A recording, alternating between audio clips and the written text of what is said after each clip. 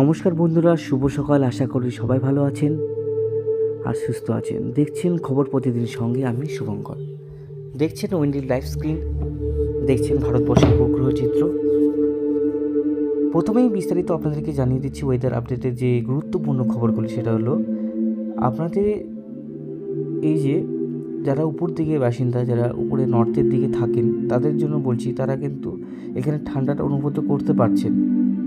শিলিগুড়ি, কোচবিহার, আলিপুরদুয়ার এপাশে এখন নর্থ বেঙ্গলে প্রায় দিনাজপুরের দিকে আছে মেঘলা আকাশ।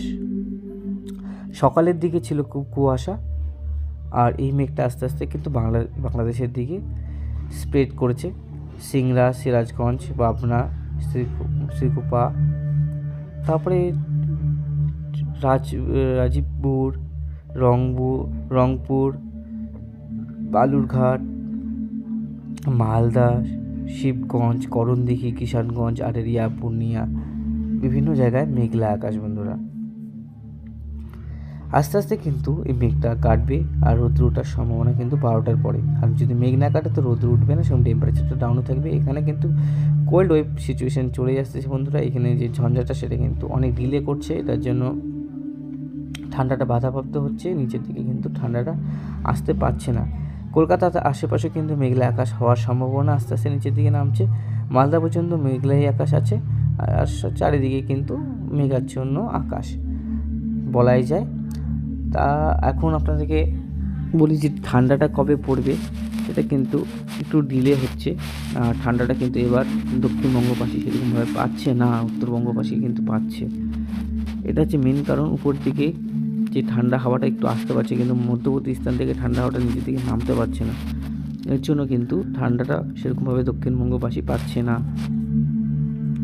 আমি যদি কুয়াশার দিকে চলে যাই, কুয়াশার দিকে গেলে আমি বুঝতে পারবো যে কালকে কোথায় কুয়াশা পড়ার সম্ভাবনা আছে। কলকাতায় তো 1-2 দিন হয়তো কুয়াশা পড়েছে, সেরকম না। কিন্তু নর্থের দিকে, যেমন আমাদের বাড়ির দিকে প্রচুর পরিমাণে কুয়াশা পড়েছিল।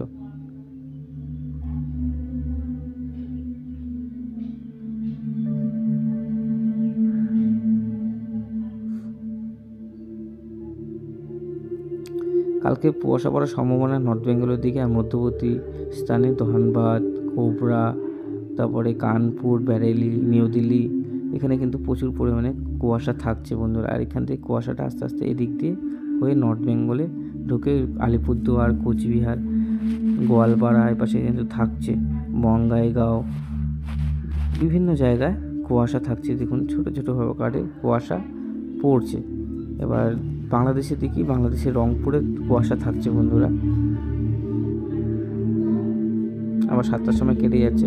এটা দেখার বিষয় কখন কি থাকে না থাকে কুয়াশাটা, কিন্তু কুয়াশাটা এখানে পড়ার সম্ভাবনা অনেকটাই বেশি আছে।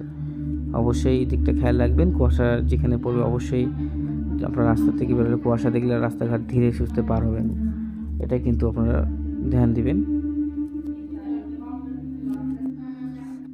আপনারা দেখছেন মেঘমালাতে দেখলে এখানে কিন্তু আপনার মেঘাচ্ছন্ন আকাশ, সেখানে পশ্চিমী ঝঞ্ঝা কিন্তু এগোচ্ছে আমাদের বঙ্গের দিকে। এই মেঘ আছে, আর এখন কিন্তু নিচের দিকে পরিষ্কারই আকাশ দেখাচ্ছে স্যাটেলাইটে, আর এখানে মেঘমালা দেখাচ্ছে, হালকা একটা মেঘ আছে। তো বন্ধুরা, অবশ্যই কিন্তু কমেন্ট বক্সে জানাবেন। কলকাতার সাথে যারা বন্ধুরা আছেন তারা অবশ্যই জানাবেন। মেহেরপুর, কলকাতা, খড়গপুর, জামশেদপুর, ধানবাদ, বাঁকুড়া, পুরুলিয়া, তারপরে হচ্ছে কাটোয়া, বর্ধমান, শান্তিপুর, চন্দননগর, আরামবাগ, এই পাশে সবটা মেঘলা আকাশ, হালকা হালকা মেঘলা আকাশ আছে বন্ধুরা।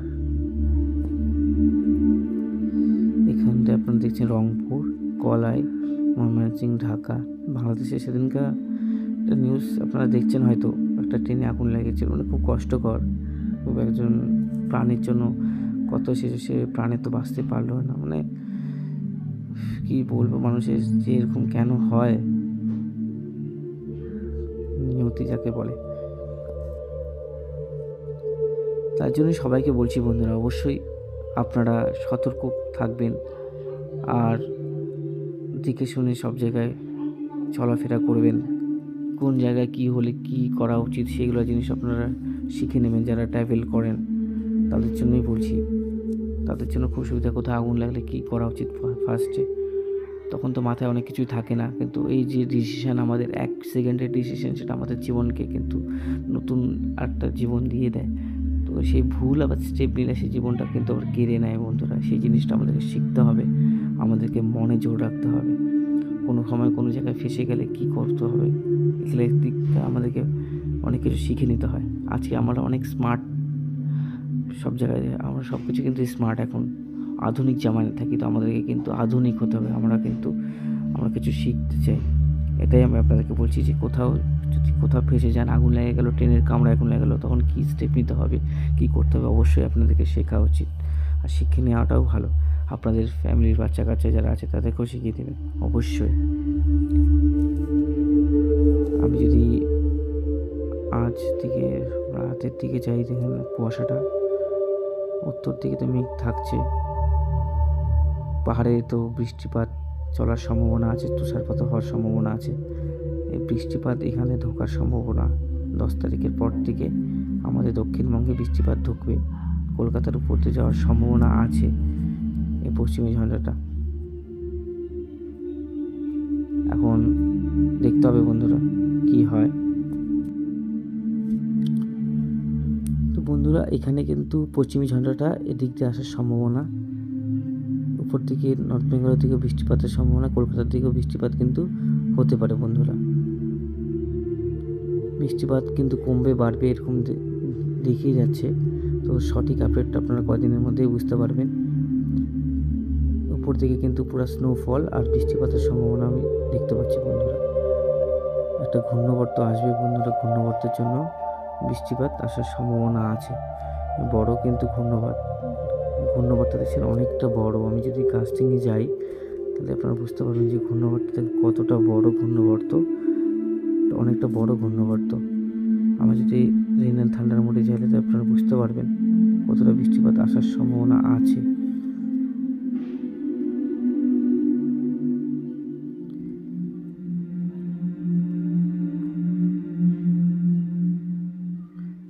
আসাম শিলচরের দিকে দেখেন বৃষ্টিটা কতটা আছে, দেখেন শিলচরে বৃষ্টি আছে, এখানে প্রচণ্ড বৃষ্টি। আর সিলেটে বৃষ্টি আছে, বাংলাদেশের সিলেটে বজ্রবিদ্যুৎ সহ বৃষ্টি হওয়ার সম্ভাবনা আছে। রংপুরেও আছে, এখন আপডেটে কালকে দেখিয়েছিল, তো আপডেট কিন্তু এই যে রংপুরের কাছাকাছি কিন্তু বজ্রবিদ্যুৎ সহ বৃষ্টি, ময়মনসিংহ বজ্রবিদ্যুৎ সহ বৃষ্টি আছে। নর্থের দিকে হালকা বৃষ্টিপাত হতে পারে, সেটা সম্ভাবনা কিন্তু আছে বন্ধুরা।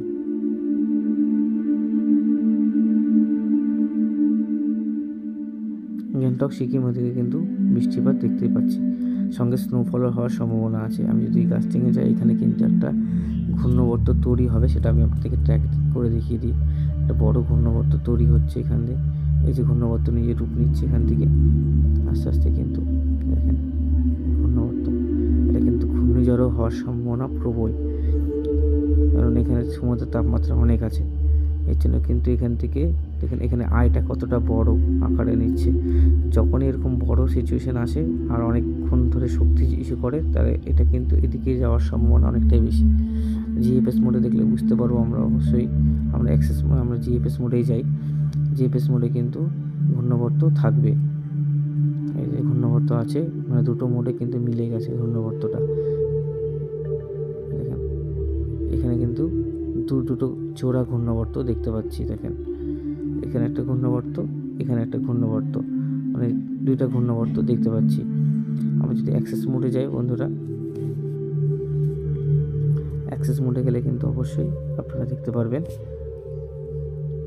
এখান থেকে আমরা অ্যাক্সেস মোডে দেখাই, তাহলে অ্যাক্সেস মোডে আসবে, দেখাচ্ছে না এখান থেকে।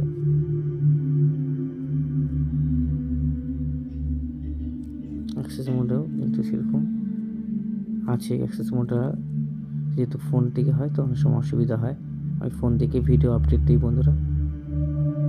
তো মৎস্যজীবীদের জন্য আপডেট যেটা আপনাদেরকে বলি, এখানে একটা কিন্তু 14 তারিখের পর থেকে 13 তারিখ 14 তারিখের পর থেকে কিন্তু একটা ঘূর্ণবর্ত তৈরি হবে।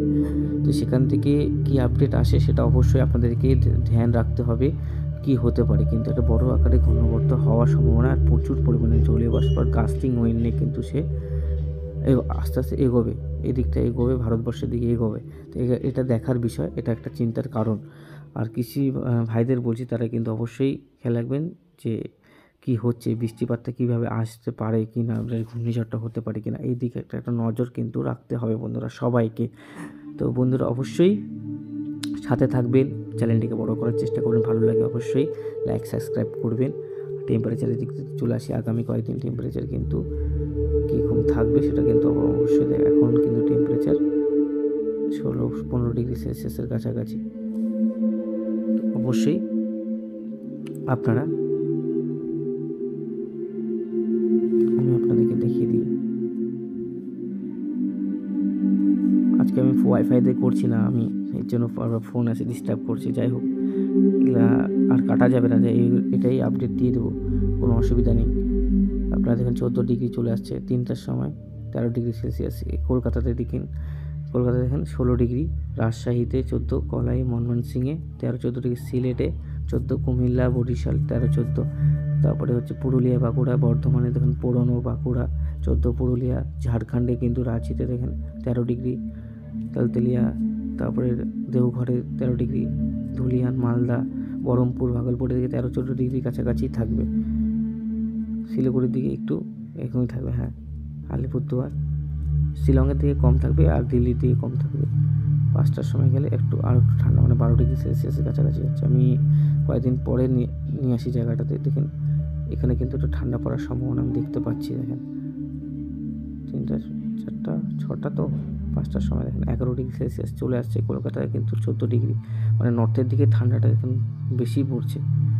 রংপুরে ঠান্ডা থাকবে ভালো, শিলংয়ে দেখেন 5 ডিগ্রি 4 ডিগ্রি চলে যাচ্ছে। গ্যাংটক সিকিমে কিন্তু দেখেন 3 ডিগ্রি 4 ডিগ্রি কাছাকাছি। দার্জিলিংয়ে অনেকটা কমে যাচ্ছে তাপমাত্রা, আমি আরও কয়েকদিন পরে নিয়ে যাই। কলকাতায় কিন্তু গরমটা থাকছে বন্ধুরা পশ্চিমী ঝঞ্ঝার জন্য। এখানে কিন্তু 11 ডিগ্রি সেলসিয়াস, মালদার কাছে ঠান্ডা থাকছে। কলকাতায় কিন্তু, কলকাতার আশেপাশে কিন্তু মেন সিটিতে কলকাতায় ঠান্ডাটা ঢুকতে পারছে না। নর্থের দিকে ঠান্ডাটা বেশি, আর মধ্যবর্তী স্থানে ঠান্ডাটা বেশি আছে।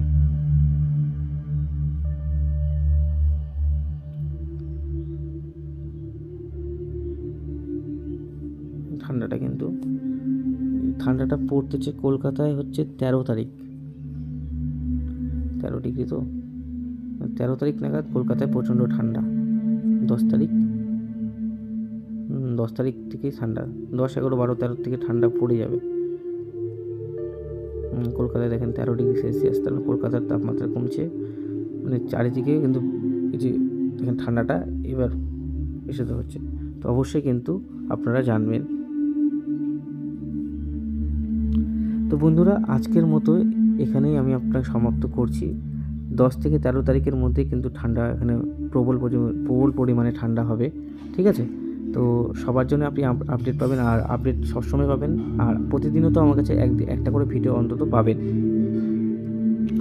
তো অবশ্যই কিন্তু আপনারা খেয়াল করবেন এই দিকটা, ঠিক আছে? আর আপনাদেরকে বলি, আপনারা অবশ্যই কিন্তু চ্যানেলটিকে সাবস্ক্রাইব করে দেবেন। আমি 13 তারিখ থেকে কিন্তু কলকাতায় ঠান্ডা পড়ে যাবে। দেখুন কলকাতায় কিন্তু 12 তারিখ থেকে ঠান্ডা প্রচুর পরিমাণে পড়ে যাবে। 12 তারিখে কলকাতায় 12 ডিগ্রি সেলসিয়াস, দেখেন 14 তারিখে নাগাদ, মানে জানুয়ারির মাঝখানের দিকে 13-14 ডিগ্রি সেলসিয়াস। যদি কোনো পশ্চিমী ঝঞ্ঝা বা কোনো ঝঞ্ঝা যদি না আসে, 11 থেকে 12 ডিগ্রি, মানে 10 ডিগ্রি সেলসিয়াসের কাছাকাছি হয়ে যাচ্ছে ঠান্ডাটা।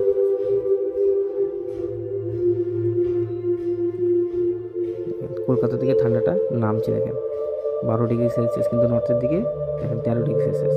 কলকাতার ঠান্ডাটা দেখেন এই দিকটা ঠান্ডাটা নামলো, এখানে আরও কমবে ঠান্ডাটা, এখন কলকাতায় আরও ঠান্ডা পড়বে। 5টার সময় গেলে দেখেন 12 থেকে 10 ডিগ্রি সেলসিয়াসের কাছাকাছি চলে যাচ্ছে ঠান্ডা। কলকাতায় প্রচুর পরিমাণে ঠান্ডা আসছে। কলকাতায় 11 ডিগ্রি 10 ডিগ্রি সেলসিয়াস, তখন আবার উত্তর দিক থেকে দক্ষিণ দিকে ঠান্ডাটা বেশি থাকছে। দেখেন দক্ষিণবঙ্গে তাহলে 10 তারিখের পর থেকে ঠান্ডাটা পড়বে, এটা হচ্ছে আপডেট আপনাদের জন্য। আর মশাজীবীর জন্য এখন কোনো অ্যালার্ট নেই, হালকা মাঝারি বৃষ্টিপাত হওয়ার সম্ভাবনা আছে দক্ষিণবঙ্গের পুরুলিয়া, বাঁকুড়া, বর্ধমান, বহরমপুর, মুর্শিদাবাদ, মালদার কাছাকাছি। নর্থ বেঙ্গলেও কিন্তু বজ্রবিদ্যুৎ সহ বৃষ্টির সম্ভাবনা আছে। তো সেটা আপডেটটা আপনাকে দিলাম। তো অবশ্যই খেয়াল রাখবেন আর আমাদের সাথে থাকবেন আর চ্যানেলটিকে সাবস্ক্রাইব করে দেবেন। তো বন্ধুরা, আজকের মতন এখানেই সমাপ্ত করছি। ধন্যবাদ বন্ধুরা।